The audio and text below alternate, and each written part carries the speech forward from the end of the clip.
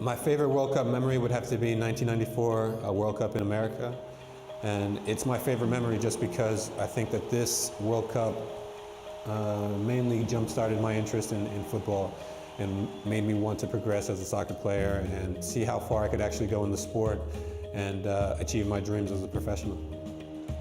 You know, watching the U.S. team was fantastic for me, and being and living in America, but you know, having my parents be of Nigerian descent and watching the Super Eagles play really captured a lot of my interest, and watching J.J. Okocha and Taribo West and Yakini and the impact that they had in that World Cup and also in Nigeria and the country, you know, definitely added another interest for me to want to see where I could go with this sport.